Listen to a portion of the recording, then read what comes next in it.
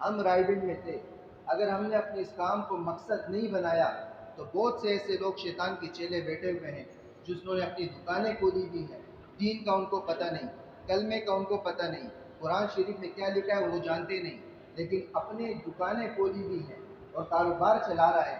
اور وہ فرمانے لگے کہ بھائی آپ نے ہمیں کہاں بھیجا تھا، وہاں تو کوئی ہماری بات نہیں سنتا، ہمیں دھکے مار کے نکالے کہ بھئی یہاں کوئی ہمارے پیر کے پاس نہ آئے، یہاں ایک علاقہ ہے جہاں کوئی نماز کے لیے آتا نہیں ہے، مسجد ویران پڑی ہے، کس کو دعوت دیں، ہم کسی سے بات کرتے ہیں کہتے جاؤ چلے جاؤ دفع ہو جاؤ، اور کتے ہمارے پیچھے لگا دیتے ہیں اور کہتے ہیں یہاں سے بھاگ جاؤ دوبارہ مت آنا۔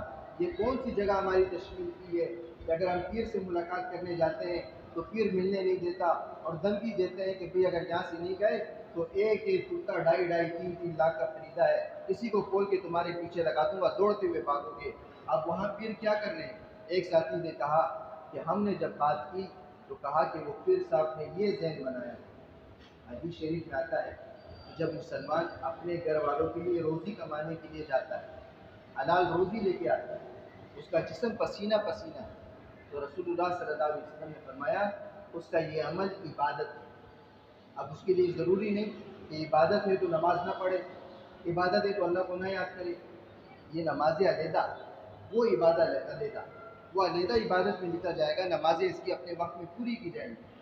تو کہا کہ بھئی اس نے یہ ذہن بنایا ہے کہ رسول اللہ صلی اللہ علیہ وسلم نے فرمایا کہ تم حلال کما رہے ہو، یہ تمہاری عبادت ہے، تم کھیتی باڑی کرتے ہو، تمہارا اپنا کاروبار ہے، تم مشقتوں میں ہو، یا اذان ہوتی ہے اپنا کام چھوڑ کے نماز کے لیے جاتے ہو، تو تم تو عبادت کر رہے ہو، تو کیا ہی اچھا ہو کہ تم ایک بندہ جو بالغ ہے وہ مجھے مہینے کے 5,000 روپے دے دے، میں اللہ سے بیٹھ کر دعا کروں گا کہ اس کی نماز بخش دے، بخش دے اس کی نماز۔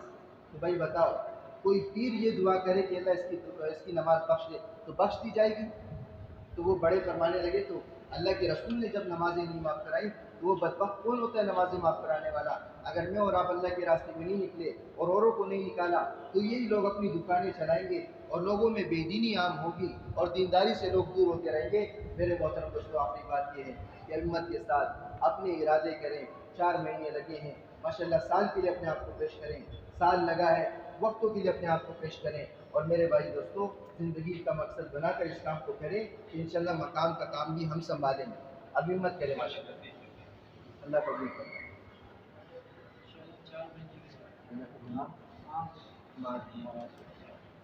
انشاءاللہ 4 مہینے کا 11 مہینے سے اللہ قبول کرے۔ صفت علی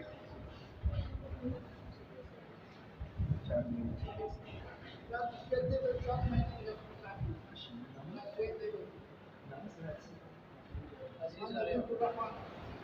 آج ماشاء اللہ نمازوں کا خیال رکھیں۔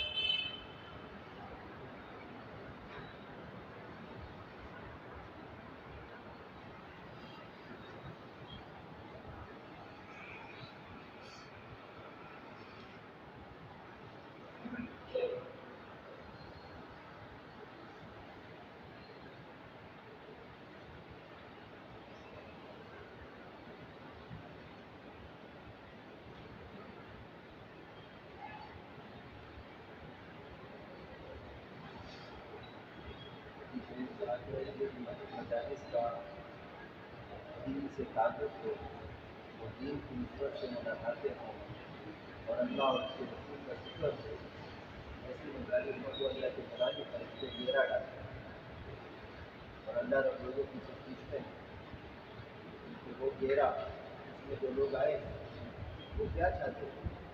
اللہ وہ جنت چاہتے ہیں اور جہنم سے پناہ چاہتے ہیں۔ اللہ رب فرماتے ہیں کہ سوار ہو کہ میں نے ان کو دین کی مجلس کی اور برکت کی وجہ سے جنت دے دی اور جہنم سے ان کی حفاظت کرنا۔ فرشتوں نے قطار بنائی ہوئی کی ایسی مجالس میں جس میں صرف اللہ اور اس کے رسول کا ذکر ہو۔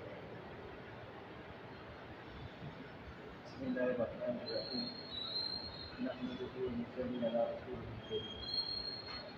میرے محترم دوستو، اللہ پاک نے میری آپ کی اور سارے عالم کے انسانوں کی دونوں جہانوں کی کامیابی کو اپنی پوری دین کے ساتھ جوڑا ہے۔ جس کی زندگی میں دین ہے وہ کامیاب ہے، جس کی زندگی میں دین نہیں وہ کامیاب ہے۔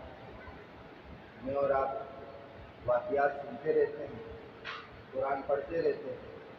اللہ رب العزت نے مختلف امتوں کے احوال قرآن شریف میں بیان فرمائے ہیں کہ جس نے ہماری مانی اور ہماری مان کر زندگی گزاری اس پر اللہ نے کیا کیا اپنا انعام نازل فرمایا، اور جس نے اللہ کو نہیں مانا، اللہ کی نہیں مانی، تو اللہ نے ان پر کیا عذاب دیا۔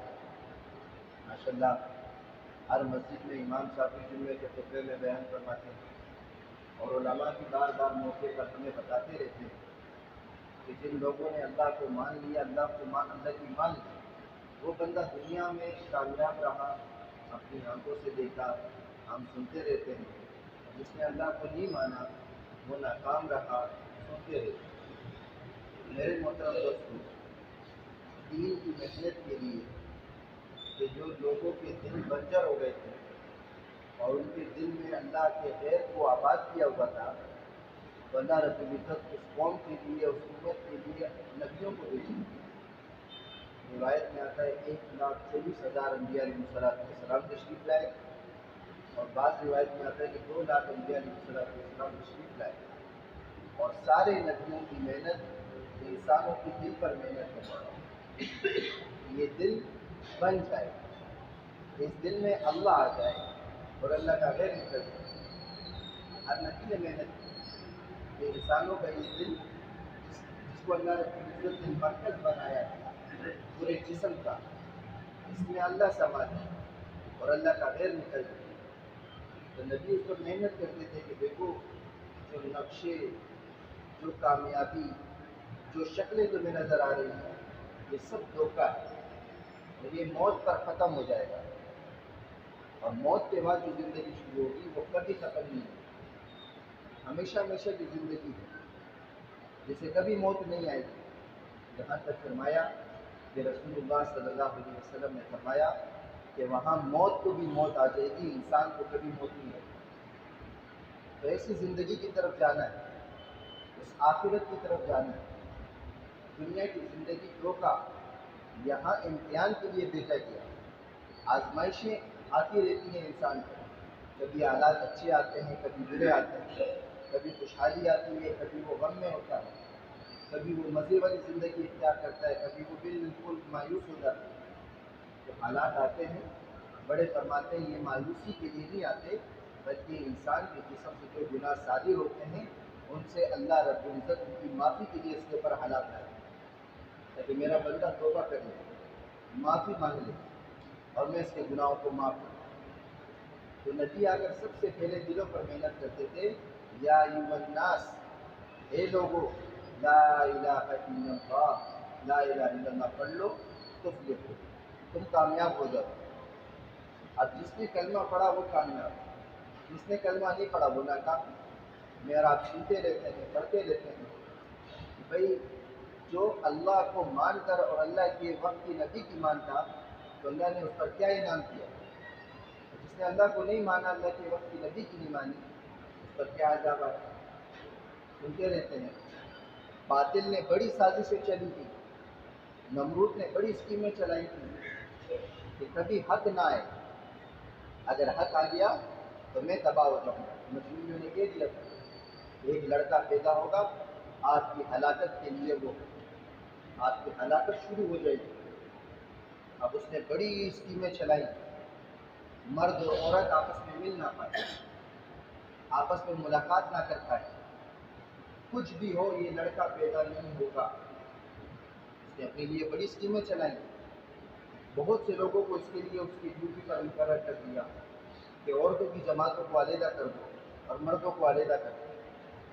عورتوں کی جماعت کی جو ذمہ دار تھی اس کو ابراہیم علیہ السلام کی والدہ کے لیے چھوڑ دیا، اور مردوں کی ذمہ دار کو ابراہیم علیہ السلام کے والد کے لیے چھوڑ دیا۔ آپس میں کوئی مرد اور عورت نہ ملے، اگر آج مل گئے تو میری ہلاکت شروع ہو جائے گی۔ بھائی جس کو اللہ ملائیں اسے کون ملنے سے روک سکتا ہے؟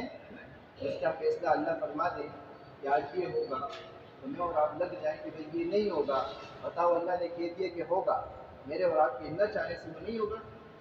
اللہ فرما رہے ہوگا تو وہ ہو کے رہے گا، اور اگر اللہ فرماتے نہیں ہوگا، میرے آپ کے چاہنے سے کہیں کہ بھئی ہو جائے، وہ نہیں ہو سکتا۔ بہت سے لوگ کہتے ہیں ہم یہ کام کے لیے گئے تھے، وہ کہا کہ بھئی تمہارا کام ہو جائے گا، مگر کام کرتے کرتے کرتے کرتے معلوم ہوا بھئی تمہارا کام نہیں بنا، تو مایوسی نا امیدی کے ساتھ آتے ہیں کہ یار میرا کام نہیں بنا۔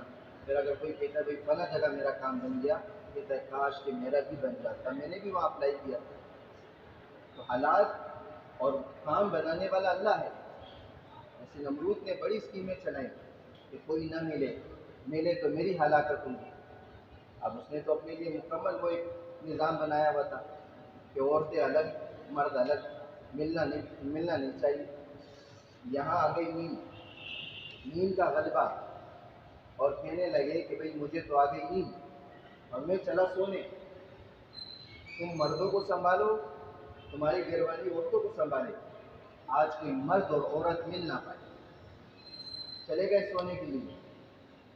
اب بیوی، ابراہیم علیہ السلام کی بیوی، اس کے دل میں اللہ نے کوئی بات ڈالی کہ جا کر یہ مشورہ کرے، جا کر اس کی رائے کوئی معلوم کر سکے کہ بھئی کرنا کیا ہے۔ کوئی بات دل میں ڈال دی، بہانہ بنا دی۔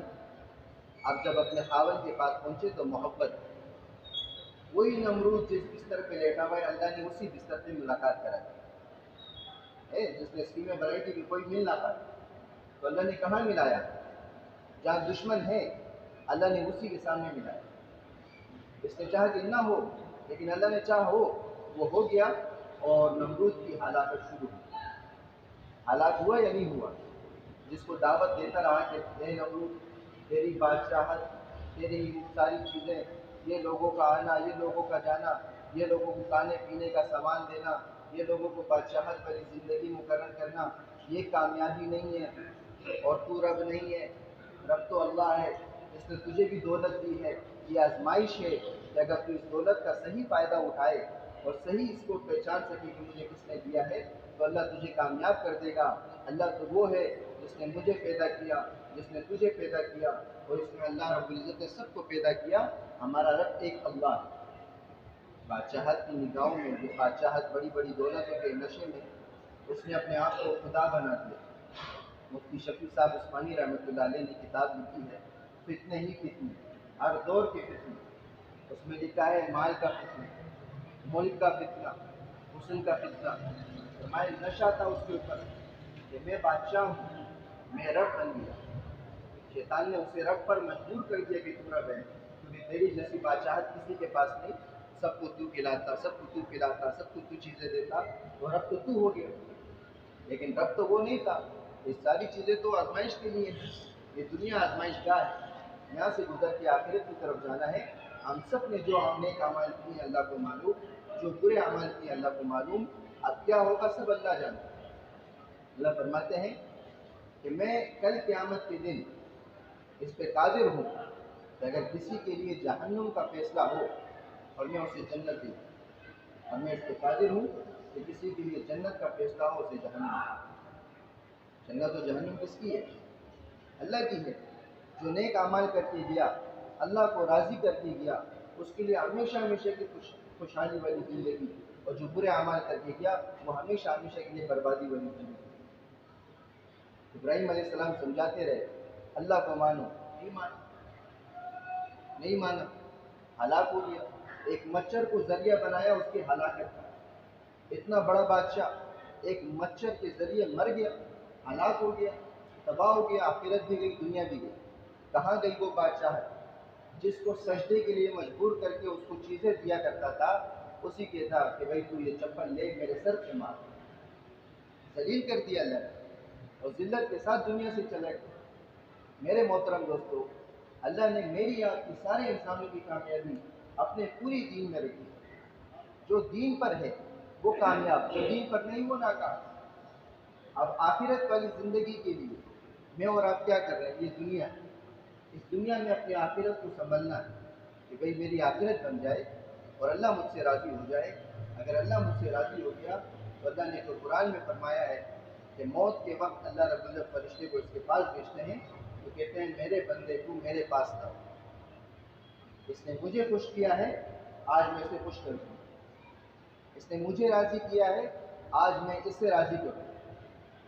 اس کو نعمتیں دی جاتی ہیں جنت کی، اور موت کا فرشتہ جب اس کے پاس آتا ہے تو بڑے ماشاءاللہ نعمتیں لیتا ہے، اور فرمایا کہ 500 فرشتوں کے ساتھ آگے اس کا استقبال کرتا ہے، اور اس کے سرانے آ کر بیٹھ کر ایک خوشبودار رومال اس کے یہاں تھوڑی کے نیچے رکھ دی جاتی ہے۔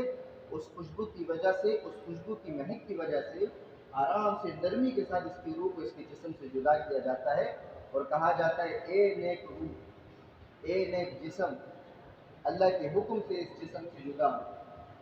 اور جب اس روح کو نکالا جاتا ہے تو 500 فرشتوں کے ہاتھ میں گلدستہ، اور ہر ایک فرشتے کے ہاتھ میں گلدستے میں مختلف 20 کلر کے پھول، مختلف 20 رنگ کے پھول، الگ الگ خوشبو، سب اس کو کہتے ہیں تو اللہ کا نیک بندہ، تو نے اللہ کو راضی کیا ہے، ہم سب تیرے خدمت کے لیے آئے ہیں، اللہ نے تجھے جنت دے دی، اللہ نے تجھے یہ نعمت دے دی، آج تو اللہ کے پاس جائے گا تو اپنا ٹھکانہ دیکھ دے گا تجھے اللہ نے کیا دیا۔ تو فرمایا کہ جب نرمی سے روح نکالی جاتی ہے تو وہ جسم کو دعا دیتی ہے، اور جسم روح کو دعا دیتا ہے کہ اللہ تجھے خوش رکھے، اللہ تجھے آباد رکھے، کہ تو نے اللہ کی نافرمانی نہیں کی بلکہ اللہ کی فرما برداری کے ساتھ اس دنیا سے مجھے بھی لے گیا، اور خود بھی خوشحالی کے ساتھ اس دنیا سے چلا گیا، اور اللہ ہم سے راضی۔ وہاں فرشتے استقبال کریں، یا میت کو غسل دے کر قبر کے حوالے جب کیا جاتا ہے، فرمایا قبر میں رکھتے ہی اس کی قبر کو اتنا کھول دیا جاتا ہے جہاں تک اس کی نگاہیں کام کرتی ہیں، اور جنت کی کھڑکی کھول دی جاتی ہے، وہاں کی تر و تازہ ہوائیں اس کو میں سنائی جاتی ہیں، دکھائی جاتی ہیں، اور وہاں کی نعمتیں دکھائی جاتی ہیں۔ تو میرے محترم دوستو، روشنی لا کے اس کے پاس رکھ دی جاتی ہے، فرمایا کہ ایسے سو جا جیسے پہلی رات کی دلہن سوتی، بڑے مزے سے سوتی ہے تھکاوٹ کی وجہ سے، تو اس کا اٹھانے والا صرف اس کا محبوب ہے، تو پھر اس مردے کو اٹھانے والا کون ہے؟ اللہ۔ اب اس نے اللہ کو راضی کیا ہے، اور راضی کے ساتھ یہ جب قبر کے حوالے ہو گیا اور اللہ اس سے راضی ہیں، تو فرمایا کہ اب ہمیشہ ہمیشہ سو جا، اب اللہ تجھے اٹھائے گا، قیامت کے دن اللہ جب سب کو زندہ کریں گے ان کو بھی اٹھائیں گے۔ فرمایا کہ وہاں جب میدان کثیر میں بڑا اجتماع ہوگا، تمام نبیوں کی امتیں جمع ہوں گی، تو فرمایا کہ نیک لوگ تو اللہ رب العزت کے خزانے میں مزے کریں گے، اور جنہوں نے اللہ کو راضی نہیں کیا وہ مشکل میں آپ پڑیں گے کہ بھائی سوا نیزے کی صورت ہے، اور وہ ہائے نفسہ نفسی کی حالت میں ہے، اور ہر بندہ اپنے پسینے میں ڈوبا ہوگا کہ میرے ساتھ کیسا معاملہ کیا جائے گا۔ میرے محترم دوستو، یہ تو نیک بندے کی روح اس طرح نکالی جاتی ہے، یہ روایت میں آتا ہے جب بدبخت انسان اس دنیا سے جاتا ہے تو اس کو تڑپا تڑپا کے اس کی روح کو نکالا جاتا ہے، اور فرمایا جاتا ہے کہ اے بدبخت انسان، تو نے اللہ کو ناراض کیا، اللہ کے احکامات کو توڑا، آج جب تو اللہ کے پاس جائے گا تو اپنے مقام کو بھی دیکھ لے گا کہ تجھے کہاں جانا ہے۔ اور جب اس کی میت کو قبر کے حوالے کیا جاتا ہے تو قبر کہتی ہے تیرا آنا نامبارک ہو، دنیا میں جتنے لوگ میرے اوپر سے گزرتے اس میں سب سے زیادہ برا تو لگتا تھا، آج آیا ہے تو میرا حشر دیکھ تیرے ساتھ کیا ہوتا ہے۔ فرمائے قبر ایسی تنگ ہو جاتی ہے کہ پسلیاں ایک دوسرے میں گھس جاتی ہیں، اور ایک زبردست قسم کی آگ لگا دی جاتی ہے۔ علماء فرماتے ہیں کہ ایک سانپ اس پر مسلط کر دیا جاتا ہے کہ وہ اتنا بڑا سانپ ہوتا ہے کہ اس کی آنکھیں جو ہیں وہ آگ کی ہوتی ہیں، ناخن لوہے کے، اور آواز کڑک بجلی کی طرح، وہ اسے ڈنک مارتا ہے، تو جیسے یہ 70 ہاتھ زمین میں جاتا ہے پھر دوبارہ آتا ہے تو یہ بھی کہتا ہے کہ اے بدبخت انسان، میں خود تجھ پہ ظلم نہیں کر رہا، مجھے اللہ نے تیرے ساتھ یہ معاملہ کرنے کو کہا کہ تو نے اللہ کے احکامات کو توڑا ہے، تو نے فجر کی نماز ضائع کی، مجھے حکم ہے کہ اس کو ظہر تک مارے جا، اور ظہر کی نماز ضائع کی، مجھے حکم ہے تجھے عصر تک مارے جاؤں، اور عصر کی نماز قضا کی، مجھے حکم ہے تجھے مغرب تک مارے جاؤں، اور مغرب کی نماز قضا کی، مجھے حکم ہے کہ تجھے عشاء تک مارے جاؤں۔ غرض یہی قیامت تک اس کے ساتھ یہ حال ہوتا ہے۔ تو میرے محترم دوستو، اللہ رب العزت نے ہمیں اس دنیا میں بھیجا ہے کہ ہم کچھ کما کے آئیں، اب دولتیں کمانے نہیں چاہتے، اللہ نے دولت دی ہے لینا بھی جانتے ہیں، اور جس کو نہیں دی اس کو دینا بھی جانتے ہیں۔ تو میرے محترم دوستو، یہاں تو ہمیں نیک اعمال آخرت میں کام آئیں گے، وہاں اعلان ہوگا ہے کسی کے پاس ایک نیکی، ہے کسی کے پاس آدھی نیکی، کہ وہ جنت میں چلا جائے اور جہنم کی سختیوں سے بچ جائے۔ تو میرے محترم دوستو، اللہ کے رسول صلی اللہ علیہ وسلم اپنی ایک ایک امت کے لیے اللہ سے دعا کرتے چلے کہ اللہ میری امت کے اوپر رحم فرما، اللہ میری امت کے اوپر اس کے حال پر رحم فرما، اور اے اللہ میری امت میں کوئی جہنم میں نہ جائے، سب جنت میں جانے والے ہیں۔ واقعات میں آتا ہے ایک کافر کا بیٹا بیماری کی حالت میں مرنے کے وقت قریب تھا، اب آ گئے بھائی، رسول اللہ صلی اللہ علیہ وسلم تشریف لائے تو آپ صلی اللہ علیہ وسلم نے اس کا حال دیکھا اور کہا بیٹا پڑھ لا الہ الا اللہ۔ اس نے باپ کی طرف دیکھا، باپ نے کہا محمد صلی اللہ علیہ وسلم جو کہہ رہے ہیں وہ کہہ دو۔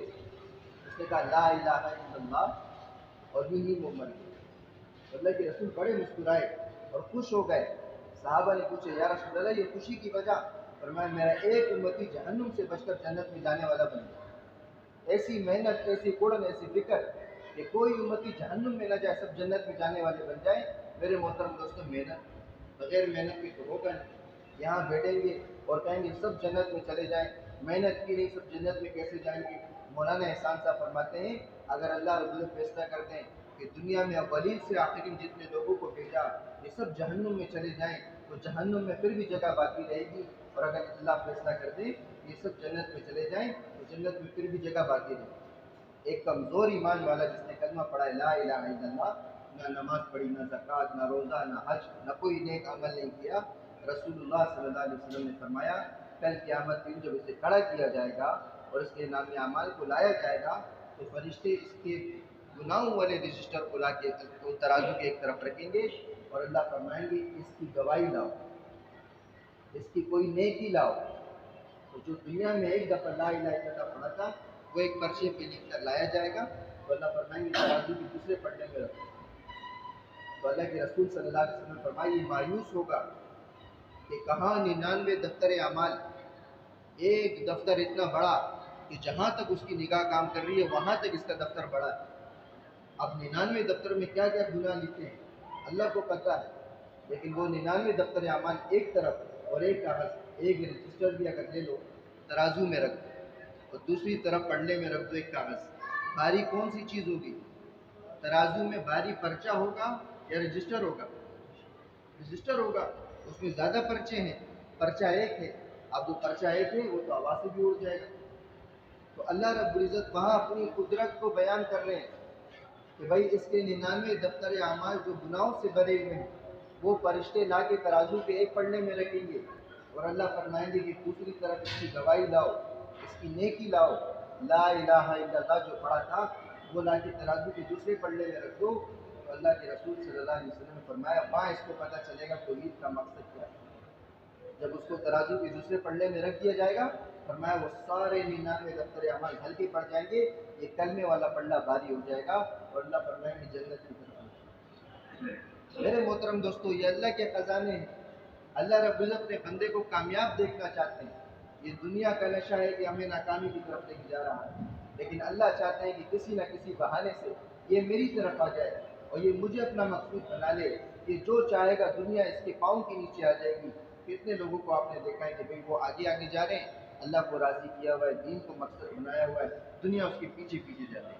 ایسا ہے حاجی عبدالوہاب صاحب رحمۃ اللہ علیہ کے بارے میں آتا ہے کہ مولانا فہیم صاحب فرما رہے تھے کہ رائے گنج میں پہلا اجتماع ہو رہا تھا تو وہاں کے گورنر جو پنجاب کے تھے وہ بہت بھاری رقم دیتے ہیں، بہت بھاری رقم، اور کہنے لگے کہ ہم نے سنا اجتماع ہو رہا تو بھئی ہم چاہتے ہیں کہ یہ ہماری رقم ہے اور یہ اجتماع میں استعمال کر لیں کہ نیکی والی جگہ پہ استعمال ہوگا تو ہمیں بھی اجر ملے گا۔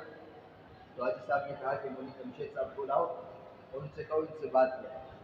فہیم صاحب نے کہا کہ مولوی جمشید صاحب تشریف لائے، چٹائی بچھائی گئی، ان کو بھی بٹھا دیا، مولوی جمشید صاحب بھی بیٹھ گئے اور ان سے کہا کیا چاہتے ہو؟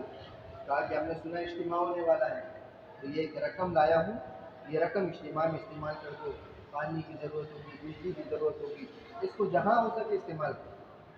اور جمشید صاحب رحمۃ اللہ علیہ نے کہا کہ ہم تو یہ پیسہ استعمال نہیں کرتے، بھائی اگر مجھے کوئی دے دے تو میں خوشی خوشی کروں گا۔ دانش بھائی اپنی ایمان کی بات ہے، ایک بندہ اگر سامنے سے اپنی خوشی سے مجھے دے رہا ہے تو میں اسے رکھوں گا، لیکن وہاں یہ کہہ رہے ہیں کہ بھائی میں اس کو استعمال نہیں کر سکتا۔ اور جمشید صاحب رحمۃ اللہ نے کہا میں اس کو استعمال نہیں کر سکتا۔ ارے کیوں؟ کہا اس میں کتنے لوگوں کا حق ہوگا، ان سے اجازت ملی نہیں، انہوں نے اپنا حق بخشا نہیں اور اسے میں اجتماع گاہ میں استعمال کر دوں، یہ ہمارا کوئی بھی بڑا نہیں چاہتا اور نہ ہمیں اس کی اجازت ہے کہ اس کو قبول کر دیا۔ تو فرمایا کہ گورنر کہتے تھے مولانا تم تو بدعزمی کرتے ہو۔ تو مولانا فرمانے لگے کہ ہمارے پیٹ تو ایسے ہیں کہ ہم کھانا کھا لیں وہ ہضم نہیں ہوتا، تم کہتے ہو کہ بدعزمی کرو۔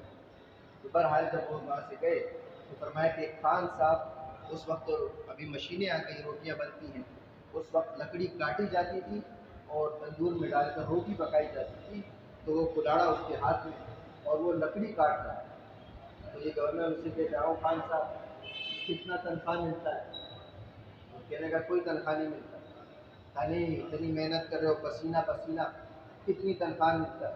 اب خان بھی تو خان ہوتا ہے۔ اس نے کہا نکل جاؤ نہ، یہ کلاڑی تیرے سر پہ مارو۔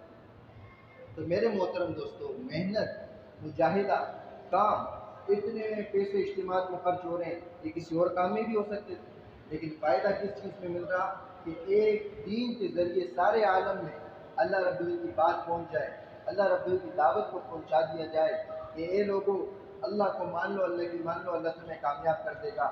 اگر اللہ کی نہیں مانی، اللہ کو نہیں مانا تو تم ہمیشہ ہمیشہ کے لیے ناکام ہو۔ اسی کے لیے میرا اور آپ کا اتفاق فرمایا ہے کہ رسول اللہ صلی اللہ علیہ وسلم کو جو دعوت کا کام کیا تھا، جو دعوت والی محنت کی گئی تھی، آپ صلی اللہ علیہ وسلم ایک ایک کے پاس جاتے تھے اور کہتے تھے لوگوں کامیابی چاہتے ہو اللہ کو مان لو، کلمہ پڑھ لو، اللہ تمہیں کامیاب کر دے گا۔ اب وہ کلمہ پڑھتا، وہ نبی علیہ السلام کی دعوت میں شریک ہوتا، جو کام نبی علیہ السلام نے اکیلے کیا وہی وہ کام اپنے مقصد، زندگی کا مقصد بنا کر اسی کام کو کرتا اور لوگوں کو تیار کرتا۔ سب سے پہلے مرتبہ میں حضرت سیدنا ابوبکر رضی اللہ تعالیٰ ایمان لائے اور ایمان لاتے ہی دعوت دینا شروع کر دی اور 4 لوگوں کو اسلام میں دیا۔ میرے محترم دوستوں، شریک ہو گئے دعوت۔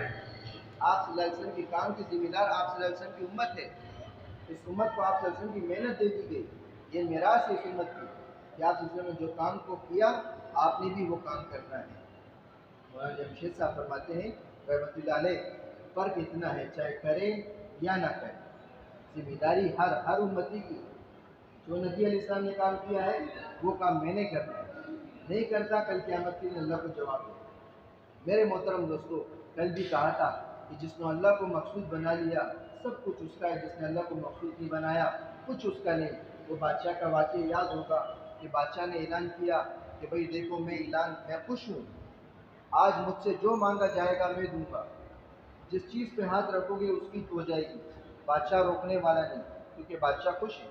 بادشاہ بھی بڑے عجیب ہوتے تھے، جب خوش ہوتے تھے لوگوں میں چیزیں بانٹتے اور جب ناراض ہوتے تو لوگوں سے بھی چھین لیتے۔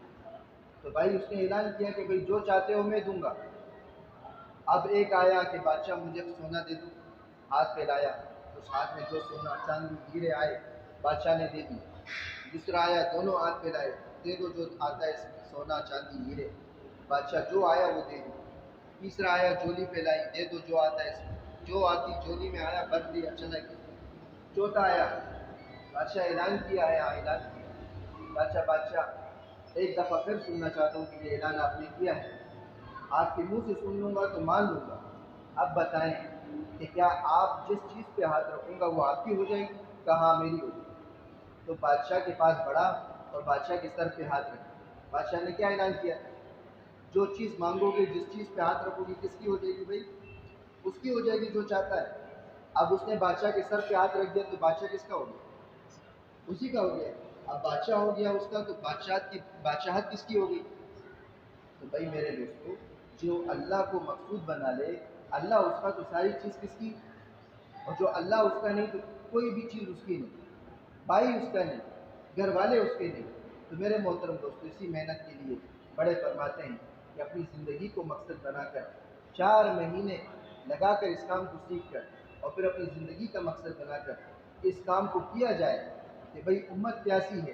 کل بھی بھائی نے بات بتائی، اللہ کی قسم ہم رائیڈنگ میں تھے، اگر ہم نے اپنے اس کام کو مقصد نہیں بنایا تو بہت سے ایسے لوگ شیطان کے چیلے بیٹھے ہوئے ہیں جنہوں نے اپنی دکانیں کھولی بھی ہیں، دین کا ان کو پتہ نہیں، کلمے کا ان کو پتہ نہیں، قرآن شریف میں کیا لکھا ہے وہ جانتے نہیں، لیکن اپنے دکانیں کھولی بھی ہیں اور کاروبار چلا رہا ہے۔ اور وہ فرمانے لگے کہ بھائی آپ نے ہمیں کہاں بھیجا تھا، وہاں تو کوئی ہماری بات نہیں سنتا، ہمیں دھکے مار کے نکالے کہ بھئی یہاں کوئی ہمارے پیر کے پاس نہ آئے، یہاں ایک علاقہ ہے جہاں کوئی نماز کے لیے آتا نہیں ہے، مسجدیں ویران پڑی ہیں، کس کو دعوت دیں؟ ہم کسی سے بات کرتے ہیں کہ جاؤ چلے جاؤ دفع ہو جاؤ، اور کتے ہمارے پیچھے لگا دیتے ہیں اور کہتے ہیں یہاں سے بھاگ جاؤ، دوبارہ مت آنا۔ یہ کون سی جگہ ہماری تشکیل کی ہے کہ اگر ہم پیر سے ملاقات کرنے جاتے ہیں تو پیر ملنے نہیں دیتا اور دھمکی دیتے ہیں کہ بھئی اگر یہاں سے نہیں گئے تو ایک ایک کرتا 2.5-3 لاکھ کا خریدا ہے، کسی کو کھول کے تمہارے پیچھے لگا دوں گا، دوڑتے ہوئے بھاگو گے۔ اب وہاں پیر کیا کر رہے ہیں؟ ایک ساتھی نے کہا کہ ہم نے جب بات کی تو کہا کہ وہ پیر صاحب نے یہ ذہن بنایا۔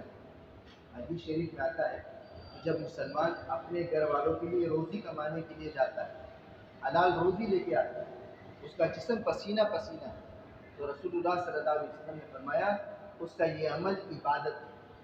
اب اس کے لیے ضروری نہیں کہ عبادت ہے تو نماز نہ پڑھے، عبادت ہے تو اللہ کو نہ یاد کرے، یہ نماز علیحدہ، وہ عبادت علیحدہ، وہ علیحدہ عبادت میں لکھا جائے گا، نمازیں اس کی اپنے وقت میں پوری کی جائیں گی۔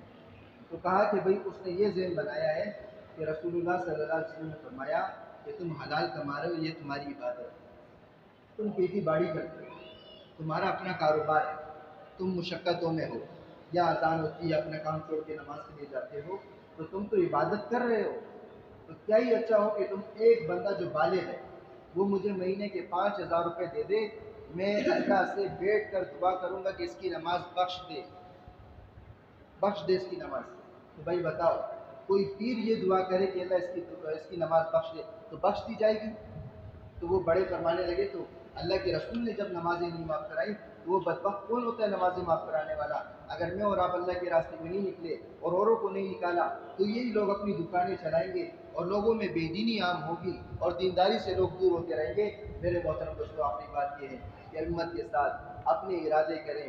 4 مہینے لگے ہیں، ماشاءاللہ سال کے لیے اپنے آپ کو پیش کریں، سال لگا ہے، وقتوں کے لیے اپنے آپ کو پیش کریں، اور میرے بھائی دوستوں زندگی کا مقصد بنا کر اس کام کو کریں کہ انشاءاللہ مقام کا کام بھی ہم سنبھالیں گے۔ اب ہمت کریں، اللہ قبول کرے۔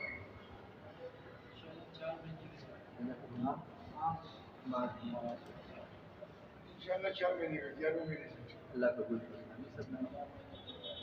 صفت علی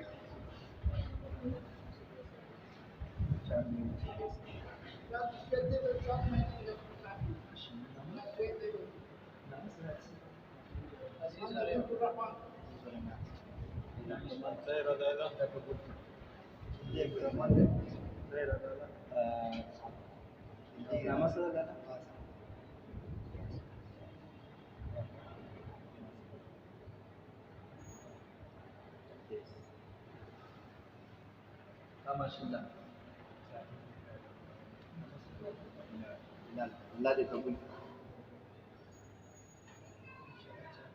اللہ دے قبول۔ ماشاءاللہ ارادے میں آیو تے سن کیوں کنا اردو میں ہم سندھ میں بیٹھے ہوئے تھے تو نام ارادے لکھائے جا رہے تھے، تو ایک ساتھی نے واقف کی مسجد تھی، تو ماشاءاللہ ان کا ایک بیٹا تھا، وہ سمجھا ہوا تھا کام کیا ہے، دعوت کیا ہے، تبلیغ کیا ہے، تو وہ ہمارے ساتھ جڑتا تھا، باقی کوئی ہمارے ساتھ بیٹھتا نہیں، ہماری کوئی بات نہیں سنتا۔ جب ہم تشکیل کے لیے کھڑے ہو گئے تو اس کے بیٹے نے کہا ابا کھڑا ہو، نام لکھا۔ اس نے کہا نہیں، ابا کھڑا ہو، نام لکھا۔ اب میں نہیں کھڑا ہوں، یہ ابھی جائیں گے وہاں پرائیویٹ، کہیں گے ہم اتنے لوگوں کو مسلمان کر کے آئے، ہم اتنے لوگوں کو مسلمان کریں۔ ہم سب تو مسلمان ہیں نا بھائی، سب نے کلمہ پڑھا ہے لا الہ الا اللہ محمد رسول اللہ۔ ہم کسی کو مسلمان کر کے یہ پرچہ رائیوڈ نہیں بیچ رہے، یہ نیت کریں، ارادہ کریں کہ انشاءاللہ زندگی کا مقصد بنا کر کریں گے، کام کریں گے انشاءاللہ، مسجد کو آباد کریں گے، مسجد کے مشورے میں شریک ہوں گے، اپنے آپ کو ہر تقاضے کے لیے پیش کریں گے۔ تو روزے کی جماعت جائے گی، اس میں بھی اپنا نام لکھائیں گے، اللہ نے چاہا تو نکل جائیں گے، اللہ نے چاہا کہ رک جاؤ یہاں تمہاری ضرورت ہے، تو اسی میں اللہ کی مرضی سمجھ کر اپنے آپ کو وہاں جڑنے کی کوشش کریں گے۔ سب ساتھی کریں گے انشاءاللہ، اللہ سب کو قبول کرے۔ الحمدللہ رب العالمین، اللہم صلی علی سیدنا محمد۔ ربنا ظلمنا انفسنا وان لم تغفر لنا وترحمنا لنكونن من الخاسرین۔ یا حی یا قیوم برحمتک نستغیث، لا الہ الا انت سبحانک انی کنت من الظالمین۔ اللہم انی اسألک من خیر ما سألک منہ نبیک محمد صلی اللہ علیہ وسلم۔ آجائے ماشاءاللہ جو ساتھی نماز سے فارغ ہو جائے۔